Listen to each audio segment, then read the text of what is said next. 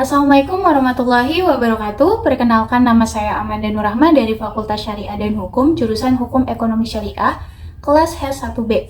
Saya akan mereview skripsi dengan judul Tinjauan Hukum Islam dan Hukum Positif terhadap Paid Promote di Sosial Media, Instagram, Studi Kasus Akun Seputar K-pop dari peneliti Karif Kiyati untuk memenuhi tugas pada mata kuliah Bahasa Indonesia dengan dosen pengampu Bu Atikotul Fitria M. Hum. Pada latar belakang skripsi ini membahas perlindungan hukum bagi followers dan tanggung jawab penyedia jasa paid promote di Instagram dengan fokus pada tinjauan hukum Islam dan hukum positif. Penelitian ini dilatar belakangi oleh meningkatnya bisnis jasa paid promote di Instagram yang berpotensi merugikan followers serta kurangnya perlindungan dari pemilik akun Instagram. Oleh karena itu, peneliti tertarik untuk menganalisis perlindungan hukum bagi followers dan tanggung jawab penyedia jasa paid promote di Instagram. Identifikasi masalah pada skripsi ini yaitu maraknya bisnis paid promote di Instagram, risiko kerugian followers karena promosi bisnis atau brand di Instagram, lalainya pemilik akun Instagram dalam melindungi followers, praktik ekonomi paid promote baru dan belum diatur dalam hukum. Kemudian dalam pembatasan masalah, peneliti memfokuskan pembahasan hanya dalam ruang lingkup akun Instagram seputar K-pop dan meninjau dari perspektif hukum Islam dan hukum positif. Rumusan masalah skripsi ini adalah bagaimana pelaksanaan promosi berbayar di sosial media Instagram dari perspektif hukum Islam dan hukum positif. Kemudian, bagaimana perlindungan followers di sosial media Instagram akun seputar K-pop. Tujuan penelitian ini adalah menganalisis pelaksanaan promosi berbayar di sosial media Instagram dari perspektif hukum Islam dan hukum positif. Kemudian menganalisis perlindungan followers di akun Instagram seputar K-pop di sosial media Instagram. Manfaat penelitian skripsi ini ada manfaat teoritis. Peneliti dapat memberikan pemahaman tentang ilmu hukum Islam dan hukum positif tentang bisnis paid promote serta menjadi referensi bagi peneliti mendatang. Kemudian pada manfaat praktis, peneliti dapat memberikan wawasan tentang bisnis promosi berbayar di Instagram dan perlindungan konsumen mengenai bisnis promosi berbayar. Metode penelitian yang digunakan dalam penelitian ini adalah metode penelitian kualitatif yang menggunakan kejadian nyata untuk menafsirkan kejadian yang terjadi dan dilakukan dengan melibatkan berbagai metode yang ada. Berdasarkan teknik pengumpulan data yang relevan dan analisis yang diperoleh dari situasi nyata, pendekatan yang digunakan dalam penelitian ini adalah pendekatan yuridis normatif. Sumber data yang digunakan dalam penelitian ini adalah sumber data primer dan sekunder. Data primer diperoleh dari transkrip wawancara, catatan lapangan, foto, rekaman video, dokumen pribadi, memo, dan dokumen resmi lainnya. Sedangkan data sekunder diperoleh dari literatur yang relevan dengan topik penelitian. Pada tinjauan kajian terdahulu, peneliti mengambil 2 skripsi dan 2 jurnal yang terdiri dari pertama ada Sri Farida Utami, Tinjauan Hukum Islam terhadap Jual Beli Akun Followers Instagram tahun 2017. Skripsi ini membahas tentang jual beli akun followers di Instagram, lalu meninjaunya dengan ketentuan hukum Islam. Yang kedua, Muhammad Kadafi dengan judul Perlindungan Hukum terhadap Konsumen dalam Transaksi E-commerce, Studi Kasus E-commerce melalui Media Sosial Instagram tahun 2016. Skripsi ini membahas tentang perlindungan hukum yang didapatkan oleh konsumen dalam melakukan sebuah transaksi di media elektronik. Ketiga, ada Deru R. Indika dan Cindy Jovita dengan judul Media Sosial Instagram sebagai sarana promosi untuk meningkatkan minat beli konsumen tahun 2017. Jurnal ini membahas pengaruh media sosial Instagram terhadap minat beli konsumen. Keempat, Muhammad Nurul Fahmi dengan judul Endorse dan Paid Promote dalam Perspektif Hukum Islam tahun 2018. Jurnal ini membahas praktik yang ada di masyarakat tentang endorse dan paid promote lalu meninjaunya dengan hukum Islam.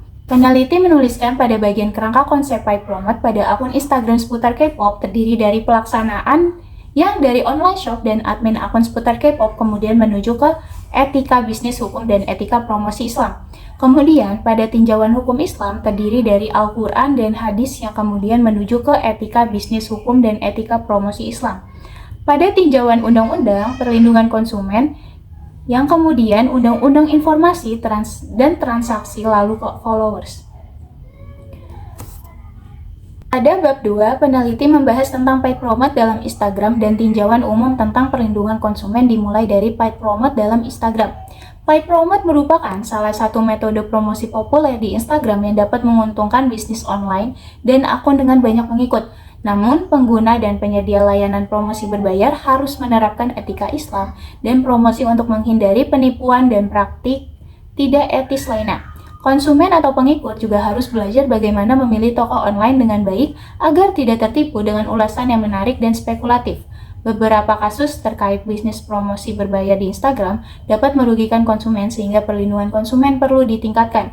Kemudian, tinjauan umum tentang perlindungan konsumen. Paid promote merupakan salah satu metode promosi populer di Instagram yang dapat menguntungkan bisnis online dan akun dengan banyak pengikut. Perlindungan konsumen melibatkan kepastian hukum, meliputi barang, jasa, dan penerapan syarat yang adil. Di Indonesia diatur oleh Undang-Undang Nomor 8 Tahun 1999, namun untuk e-commerce perlu diperhatikan lebih karena undang-undang belum spesifik. Prinsip etika bisnis Islam seperti kejujuran dan transparansi penting dalam promosi, khususnya di platform seperti Instagram. Untuk meningkatkan perlindungan, konsumen perlu bijak memilih toko online dan tidak tergoda oleh ulasan spekulatif. Kemudian pada bab 3, peneliti membahas tentang paid promote atau promosi berbayar dalam hukum Islam, yaitu terdapat etika bisnis dalam Islam yang didasarkan pada nilai-nilai dasar syariah yang mengatur ibadah dan muamalah. Dalam perspektif Islam, prinsip-prinsip etika bisnis yang harus diterapkan meliputi kejujuran, keadilan, dan keterbukaan dalam berbisnis. Karena disebutkan dalam surat Al-Qasas ayat 37, untuk menjual produk atau jasa sesuai kenyataan dan adil, jika tidak adalah orang yang zalim. Pelaku usaha online dan penyedia jasa berbayar harus memastikan bahwa produk atau jasa yang dipromosikan sesuai dengan kenyataan. Selain itu, mereka juga harus memperhatikan hak-hak konsumen dan memastikan bahwa konsumen tidak dirugikan. Dalam pelaksanaan bisnis, konsumen atau followers juga harus lebih memahami dan mempelajari tips memilih online shop yang benar agar tidak mudah tertipu dengan ulasan-ulasan yang cenderung menarik dan bersifat spekulatif.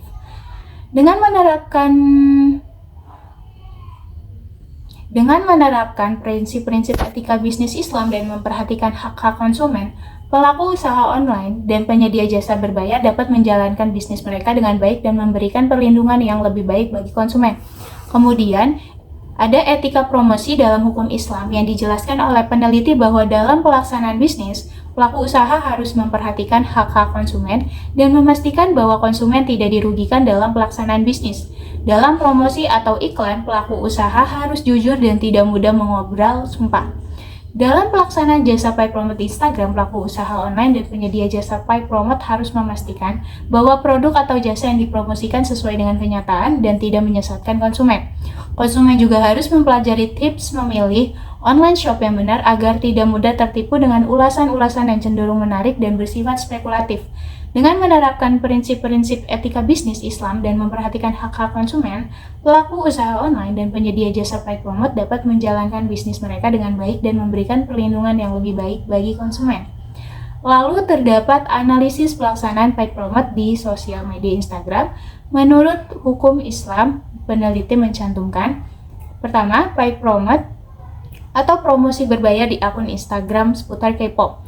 Pada akun Instagram seputar K-pop, admin melakukan jasa berbayar promo yang mempromosikan bisnis atau barang klien kepada para pengikut. Melibatkan posting foto atau video di feed Instagram yang dibuat oleh klien. Awalnya akun ini adalah akun meme hiburan, tetapi kemudian berubah menjadi akun tentang K-pop. Dengan lebih dari 206.000 pengikut, akun ini menawarkan jasa paid promote kepada pelaku usaha online yang ingin mempromosikan produk mereka. Prosedur pemesanan jasa promo ini ditentukan oleh admin akun seputar K-pop. Dan kedua, analisis pelaksanaan paid promote atau promosi berbayar di sosial media Instagram akun seputar K-pop, perspektif hukum Islam. Dalam perspektif hukum Islam, promosi berbayar di akun Instagram seputar K-pop harus berpegang pada prinsip etika bisnis Islam, antara lain kejujuran, keadilan, dan transparansi. Pelaku bisnis online dan penyedia promosi berbayar harus memastikan bahwa produk atau layanan yang dipromosikan adalah jujur dan tidak menyesatkan konsumen. Mereka juga harus mempertimbangkan hak-hak konsumen dan memastikan bahwa konsumen tidak dirugikan dalam pelaksanaan bisnis.